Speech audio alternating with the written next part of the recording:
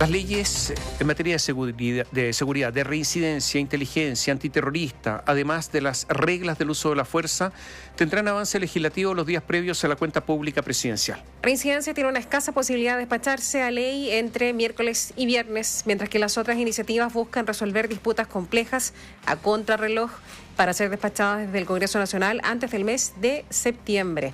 Vamos a revisar la información con Gonzalo Holguín. Hola Gonzalo, buenos días. Hola, ¿qué tal? Tomás Cati, muy buenos días. Sí, entre miércoles y viernes, en las horas previas a la cuenta pública presidencial, el Congreso se abocará a la primera línea de proyectos prioritarios de la agenda de seguridad con la compleja misión de despachar a ley la primera de las 32 iniciativas enlistadas. Se trata de la ley de reincidencia, iniciativa que tendrá un trabajo intenso en comisión mixta y que, esperando el llenado de tablas de ambas cámaras, podría eventualmente, aunque hay que decir que es difícil, salir despachada a ley de la República. La iniciativa, que realiza cambios al Código Procesal Penal, muestra 8 diferencias a resolver entre ambas cámaras. Para eso está la comisión mixta, para resolverlas.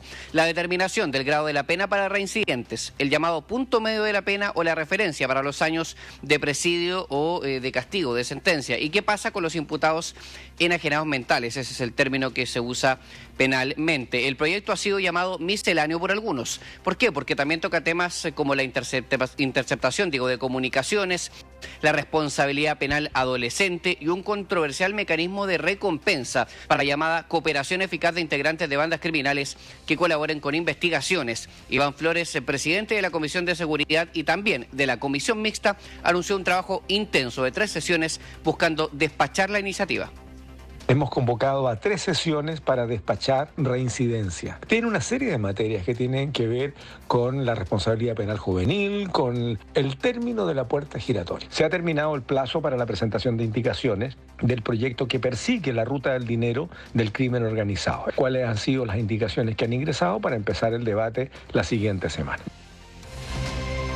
Uno de los objetivos principales es eliminar o reducir las salidas alternativas para juicios de personas reincidentes, como la llamada suspensión condicional de procedimiento. Andrés Longton, diputado de Renovación Nacional, que también integra la comisión mixta, tocó el tema más controversial: ¿desde qué grado de pena debe comenzar el juez a considerar las llamadas atenuantes, que, como sabemos, tienen por sentido reducir los años de cárcel efectiva de un imputado cuando se generan? Para Longton, estamos en una situación en que normalmente la pena termina siendo menor al margen que tiene el delito que cometió la persona. Uno de los puntos más conflictivos tiene que ver precisamente con el punto medio de la pena. ¿Qué significa esto? Que hoy día la pena se aplica desde el mínimo, es decir, si hay un marco de pena establecido, muchas veces termina siendo inferior por las distintas atenuantes. El punto medio de la pena, lo que le dice al juez directamente, es que tiene que partir desde la mitad de la pena, no desde el mínimo. Para septiembre está fechado el despacho a ley del proyecto de reglas de uso de la fuerza, conocido como RUF, y ya existe un cronograma claro para que la Comisión Unida de Defensa y Seguridad despache a Sala del Senado para su votación en general. Este jueves a las 12:30 horas se invitará al director de Justicia y auditor general de Carabineros, Jaime Elgueta Burgos, y la jefa de Jefatura Jurídica de la PDI, Marisela Gárate. Pedro Araya, senador PPD, que preside la comisión, contó que la próxima semana se escuchará a los auditores de las Fuerzas Armadas, que siempre estamos explicando que son los asesores jurídicos de la Comandancia en Jefe de las ramas del Ejército, y se votará en general la iniciativa. Esta semana escucharemos a los oficiales de justicia de Carabineros y la PDI. La próxima semana esperamos escuchar a los auditores de las Fuerzas Armadas y después votar en general el proyecto. Creo que el proyecto que salió de la Cámara necesita algunos ajustes. Estamos estudiando como Comisión de Defensa presentar una indicación sustitutiva con el proyecto que ya discutía la Comisión de Defensa del Senado. Más complejo aún es el escenario para la ley de inteligencia, que tendrá una intensa tramitación en la Comisión de Defensa, pero que tiene cuesta arriba sus chances de ser ley antes del mes de septiembre. Esta semana tiene doble sesión para continuar votando la iniciativa y el Ejecutivo sigue dialogando para discernir qué propuestas patrocinar para uno de los proyectos más relevantes y complejos de toda la agenda de seguridad. Roberto Arroyo, diputado del Comité del Partido Social Cristiano que integra la Comisión de Defensa, dijo que hay disposición a citar a reuniones extraordinarias, pero volvió a tocar lo que ha sido el conflicto central del proyecto durante años: la creación de la Secretaría de Inteligencia.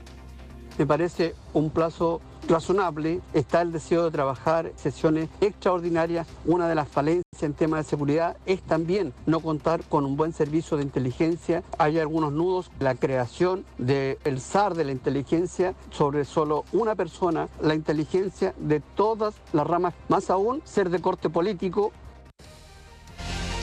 Otro de los proyectos de la Cámara Baja que verá avance es la ley antiterrorista. El proyecto busca un criterio más objetivo para definir qué es una actuación terrorista, tratando de remover la intención de la persona del análisis, visto esto como una de las debilidades, de la ley actual para que pueda ser activado en tribunales. Para Lorena Fríes, diputada del Frente Amplio y exdirectora del Instituto Nacional de Derechos Humanos, el problema es la figura del lobo solitario inconexo, que es una persona que actúa sola y sin reconocer ninguna afiliación ideológica a ninguna organización. Según ella, y siguiendo la postura de la senadora del Partido Comunista, Claudia Pascual, que también lo dijo en el Senado, eso debilita el proyecto, que está concentrado en la actuación de las organizaciones, que es más claro y directo de probar como un acto terrorista. Fríes tiene otras dos objeciones: que solo se consideren delitos contra la propiedad cuando sean de uso público, y además pidió que solo las instituciones del Estado puedan querellarse por esta ley y no cualquier persona. El catálogo de delitos debiera tener más que ver con delitos contra la vida y dejar fuera propiedad, salvo que se tratara de propiedad que tiene utilidad pública. Quienes pudieran presentar denuncias y querellas se presta para uso y abuso del concepto de terrorismo y debiera quedar a las autoridades.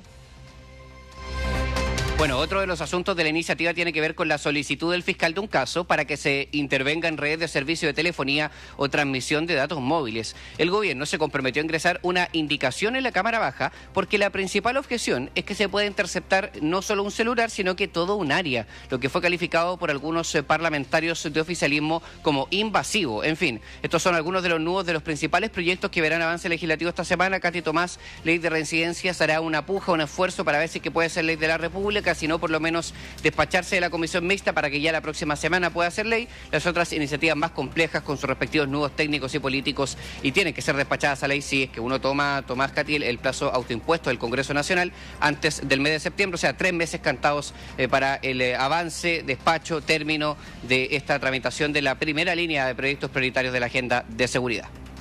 Mira, yo no sé si se puede ser optimista en cuanto a esto. Explico por qué. En la ley antiterrorista hay toda una diferencia en cuanto al catálogo de actos que pueden ser de actos delictivos, que deben ser o deberían ser considerados actos terroristas. No hay coincidencia sobre eso. ¿Cuántos? En la oposición incluso dicen que en sectores del oficialismo quieren acotar ese catálogo para dejar fuera actos que se cometen en la Araucanía. O sea, seguir con que en la Araucanía no hay terrorismo. Después resulta que se habla de que el terrorismo de corte separatista, propio del sur de Chile, como el control territorial y la soberanía territorial, debería estar incluido. Después se indica, por otra parte, que los actos de los lobos solitarios para algunos en el oficialismo no serían terrorismo. Algunos recalcaron, por ejemplo, que muchos lobos solitarios son anarquistas. Entonces, bueno, quedarían fuera los lobos solitarios, la persona que actúa por sí y ante sí y pone una bomba. Lo tercero es que también se ha indicado que para hacer terrorismo, dicen algunos, habría que conformar una organización que tenga una acción sostenida. Por lo tanto, se forma un grupo, es una organización y el primer acto no es terrorista. Tendría que ser una acción sostenida. ¿Qué significa sostenida en el tiempo? 2 es sostenida, 3. Sabes que las diferencias son tan grandes que yo no sé si hay alguna posibilidad de llegar a acuerdo. Más allá de que no hay acuerdo también sobre permitir acciones intrusivas para investigar. Sí. El uso de tecnología, etcétera. Eso en cuanto a la ley antiterrorista. ¿Para qué decir en cuanto a la ley de inteligencia? ¿Va a haber agentes civiles o no? ¿Quiénes son estos agentes civiles? ¿Puede Chile formar agentes civiles? Lo hacen otros países, ¿no? ¿Agentes civiles o no? ¿Cuánto demora formar un agente civil? Algunos dicen que 10 años. Se imagina lo que estamos hablando, ¿no? Pero se dice que no debería, por parte de algunas personas en el oficialismo, que no debería haber agentes civiles. ¿Y quién además dirige la agencia de inteligencia? ¿Quién la nombra? ¿A quién responde? ¿Al presidente? ¿Responde al ministro del Interior de turno, que debe informar obligadamente al presidente o no? Y aquí no hay acuerdo. ¿Para qué decir tampoco hay acuerdo sobre lo que ocurre con el Ministerio de Seguridad Pública, que tiene que ver con todo esto? Porque hasta el momento lo que se aprobó en una de las cámaras es que no cuenta con seremías, o por lo tanto no tendría una especie de funcionario encargado a nivel de las regiones del país. Yo creo que las diferencias son tan grandes que no sé, a lo mejor tú estimas algo distinto, no sé si se va a llegar a acuerdo de aquí a septiembre, que es el plazo autoimpuesto, o no. Claro, complemento, Tomás, hablando de la dimensión política de todos esos problemas técnicos. Hay veces que la gente pregunta por qué los políticos simplemente no tramitan un proyecto. Bueno, tendrá el contenido que tenga, digamos, no sé, Naín Retamal, regla de uso de la fuerza. Lo votan y listo, y que sea ley. Miren, en el Congreso se podría hacer eso. ¿Cuál es el problema? Que en este momento hay tantas fuerzas políticas en el Congreso Nacional, 23 en la Cámara, por ejemplo, partidos políticos distintos, más diputados independientes que lo son, que si uno simplemente va y pone un proyecto con sus complejidades sobre la mesa, digamos, votemos y que quede como quede y veamos quién gana en el fondo. ¿Cuál es la correlación de fuerzas políticas más significativa para apoyar esta idea u otra? El problema es que queda una ensalada dentro del proyecto, queda una enredadera que es muy difícil de aplicar después cuando se despacha del Congreso Nacional. Y ha pasado en un sinnúmero de proyectos en la Cámara que son despachados al Senado como verdaderos cascarones o con cuestiones aprobadas aquí pero rechazadas allá. Por ejemplo, puedo decir que pasó con la reforma de pensiones en enero. Llegó despachada al Senado muy extraños, con algunas cosas aprobadas, con otras rechazadas. Entonces, si fuese por llegar y votarlo, se puede llegar y votar. El tema es cómo queda después. Y con la ley antiterrorista, Tomás, eso es particularmente delicado, porque como sabemos tiene un problema de aplicación en la normativa actual. Entonces nos exponemos a que pase lo mismo de nuevo. Respecto específicamente de la figura del lobo solitario inconexo, que es a la que tú hacías alusión, el fiscal nacional Ángel Valencia ya fijó una postura a favor de esta propuesta, la que está contenida en el proyecto de ley en la Comisión de Constitución del Senado, y también dio señales de estar a favor de la misma idea la ministra del Interior, Carolina Toá. Es un sector del oficialismo que tiene problemas específicamente con la idea del lobo solitario inconexo, porque existe el conexo y el inconexo. El conexo es aquel que hace alusión directa a seguir de manera individual, por iniciativa propia, el trabajo político, ideológico, simbólico, como usted lo quiera, de reivindicación de alguna organización en particular. Pero después está el otro que no hace esa alusión, y ahí es donde para algunos existe un problema. Y por el otro lado, tú también lo decías bien, está el problema con el delito de incendio, que eso tiene mucho que ver con la Araucanía, ¿no? Quienes defienden que se quede como está, dicen que el delito de incendio, por ejemplo, lo que está ocurriendo en Valparaíso, con el mega incendio, tiene un régimen especial de penas, un castigo específico que ya no es necesario incorporar como actuación terrorista porque ya tiene su propio régimen. Pero quienes quieren que se incorpore también tienen que ver, por supuesto, con esta cruzada para que se defina del todo todas las actuaciones que ocurren en la Araucanía como de tipo terrorista, y en ese debate nos vamos a ir cuando reinicie la tramitación a finales de esta semana en la Comisión de Seguridad de la Cámara Baja. Muchas gracias. Gracias, Gonzalo.